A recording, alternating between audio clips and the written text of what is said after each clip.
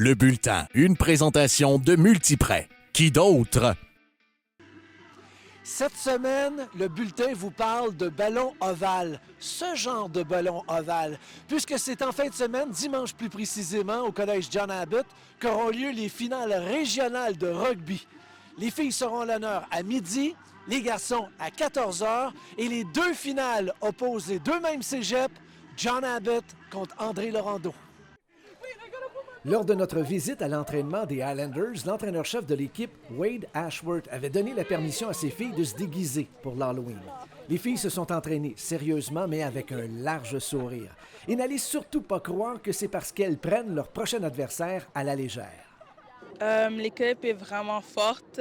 Leurs forwards sont vraiment powerful et ils poussent beaucoup. Okay. Mais je sais que notre équipe, on travaille fort ensemble et on est vraiment soudés, donc je sais qu'on peut les affronter sans problème. Bien, en fait, c'est ma première saison pour le cégep. Okay. Je viens du secondaire, fait que j'ai joué seulement un match contre eux. C'est une très bonne équipe. Je connais beaucoup des joueurs de rugby. On se connaît pas mal toutes. Fait que l'été, j'ai joué avec beaucoup de filles qui jouent dans cette équipe-là. Fait que je sais que c'est une bonne équipe. Ça va être un challenge, mais on pratique beaucoup puis on est prêts. Lors du premier match de la saison, les deux équipes se sont affrontées et le collège John Abbott l'a facilement emporté. Est-ce qu'il n'y a pas un danger pour les filles de John Abbott de se présenter sur le terrain un peu trop confiantes? Exactement, oui. Chaque match, tu ne sais jamais qu'est-ce qui va arriver. Maintenant, cette temps de l'année, c'est froid. Si ça commence, la pluie commence ou la neige, comme on a vu ce matin, ça peut changer le match complètement et on ne peut jamais dire qu'est-ce qui va arriver. Il y a peut-être un petit danger, mais notre équipe est vraiment forte, comme j'ai dit. Et on a travaillé depuis le début de la saison, nos techniques et différentes façons pour affronter des équipes plus grosses que nous. Et on est prêts pour eux. Oui, ça pourrait être un problème, mais nous, on sait qu'on a déjà identifié que ça pourrait être un problème, fait qu'on va l'éviter. Fait qu'on se prépare. Puis là, aujourd'hui, on a une pratique plus tranquille, mais mercredi, on est prêt pour l'action. Toute la saison, on s'est préparé pour les finales, puis on est prêt à gagner.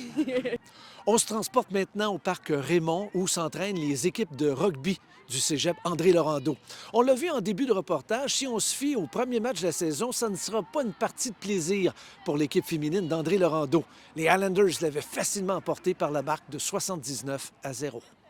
On les connaît très bien. On sait qu'ils sont très rapides avec leur jeu, leurs skills aussi de passe. Ça se passe quand même très rapidement. Nous, on est prêts à ça. On sait à quoi s'attendre. On analyse leur jeu. Début de la saison, c'était notre premier match de la saison régulière. Donc, on a beaucoup évolué depuis ces temps-là.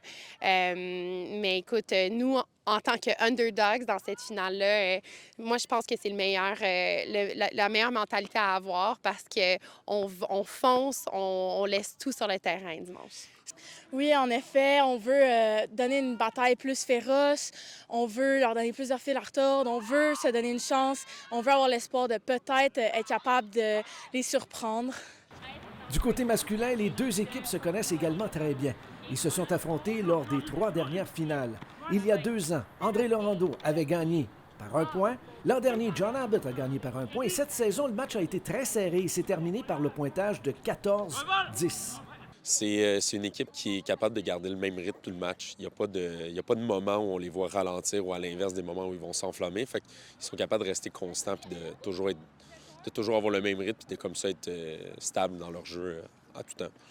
Et du côté d'André Laurando, le point fort? C'est l'inverse, c'est que nous, on aime un peu mettre de magie dans le jeu. Donc, plus on met de magie dans le jeu, plus des fois, c'est à notre risque et péril, mais d'autres fois, ça amène des belles actions. Une chose est certaine, le grand gagnant de ces 2 finales, c'est le rugby. Un sport qui s'est grandement amélioré au cours des dernières années au Québec, comme l'a constaté un joueur français qui évolue pour André Laurando, Jules Salvant.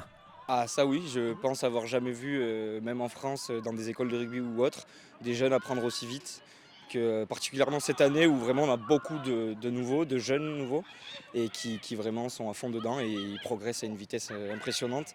C'est même moi qui dois travailler pour les rattraper de temps en temps parce que j'ai beau oublier des fois de travailler, mais ils me le rappellent bien en me mettant sur le banc ou sur la touche.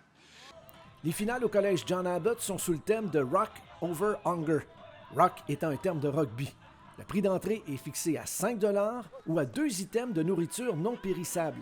Tous les dons en argent ou alimentaires recueillis seront remis aux étudiants dans le besoin. Bonjour, je m'appelle Stéphanie Simpson, je suis courtier hypothécaire chez Multiprêt, mais aussi une athlète de longue distance. Depuis plusieurs années, je pratique la course à pied et depuis peut-être 2015, les courses de longue distance. Pour moi, le sport a commencé, je dirais au secondaire, où j'ai commencé à jouer sur les équipes sportives de l'école, soit au basketball. C'est sûr que j'avais toujours aimé la course à travers ça, mais il n'y avait pas vraiment cette option-là. Je me rappelais, puis j'écoutais G.I. Jane, puis je voulais un peu être comme elle, puis je regardais les trainings qu'elle faisait, puis je trouvais ça complètement fascinant. Malheureusement, au cégep et à l'université, bien, c'était pas vraiment quelque chose qui était un peu possible pour moi. Alors, j'ai pas continué sur une équipe sportive, mais malheureusement, j'aurais vraiment aimé ça, qu'il y ait quelqu'un qui me pousse un peu ou avoir un peu un modèle qui me montre ou qui me partage les bienfaits que ça aurait plus tard dans ma vie, puis à ce moment-là aussi. C'est seulement au début de la vingtaine que j'ai repris, je dirais, le sport pour en faire vraiment une passion, puis maintenant vivre un peu, ma vie tourne un peu autour de ça. Alors moi, à travers tout ça, j'encourage vraiment les femmes à croire en eux et puis à continuer le sport au travers toutes les années, peu importe c'est quoi, que ce soit le basketball, le cross-country, tous les sports, je pense qu'ils apportent quelque chose comme bienfait, que ce soit physique, mental, mais aussi plus tard. Ça développe aussi une certaine capacité d'adaptation. Ça développe, je veux pas, un esprit d'équipe, une capacité aussi à gérer ses émotions. Qu'est-ce que je pourrais aussi dire, qui était aussi une certaine constance, parce que ça prend quand même une certaine rigueur, puis il faut quand même une certaine motivation à se lever à chaque jour pour aller faire notre sport et croire qu'on est capable de réaliser des grandes choses. Alors, au-delà des bienfaits physiques, le sport peut apporter tellement dans une vie, et ça pour n'importe qui. Alors, si on peut continuer à encourager les gens à faire du sport, surtout les femmes, parce que malheureusement, c'est elles qu'on voit le plus décrocher jeunes du sport, juste avec le taux de participation à des activités sportives ou même dans les cours d'éducation physique, on voit déjà par les chiffres que c'est une problématique.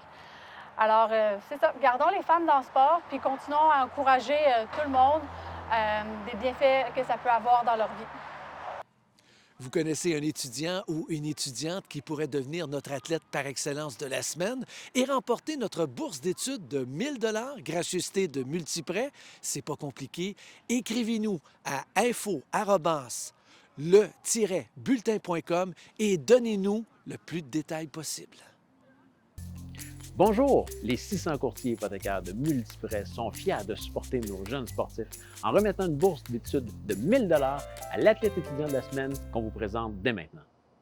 Moi, je viens de Saint-Jean, puis Bernard, c'est un coach que j'ai eu souvent dans mon entourage depuis que je suis assez jeune. J'ai fait des cliniques avec lui, donc c'était quand même un choix facile pour moi de venir ici. J'ai vraiment apprécié mes années. Je pense qu'ici, c'est aussi l'esprit de famille qui est vraiment important.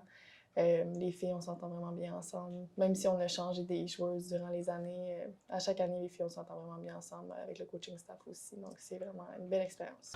En parlant avec Sofiane Bouffard, on constate rapidement qu'elle est une fille sympathique, avec de bonnes valeurs. Ce qui ne veut pas dire qu'elle ne sait pas ce qu'elle veut dans la vie. Les gens qui la côtoient se rendent rapidement compte qu'elle a un petit quelque chose de spécial. Une joueuse rare parce que c'est une leader naturelle.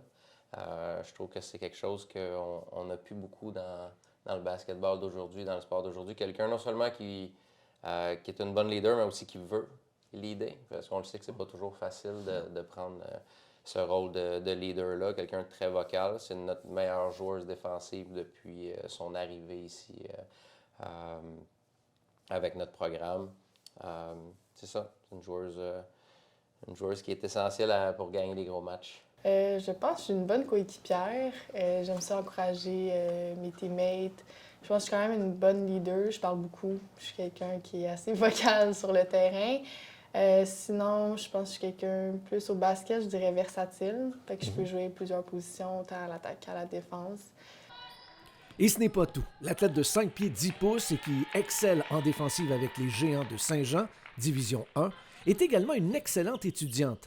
À sa 3e année au cégep, elle a maintenu une cote R de 35 et elle a de grandes ambitions. C'est ça, j'aimerais continuer ma carrière à l'université. Puis sinon, du côté académique, j'aimerais continuer en psychologie, peut-être éventuellement devenir psychologue.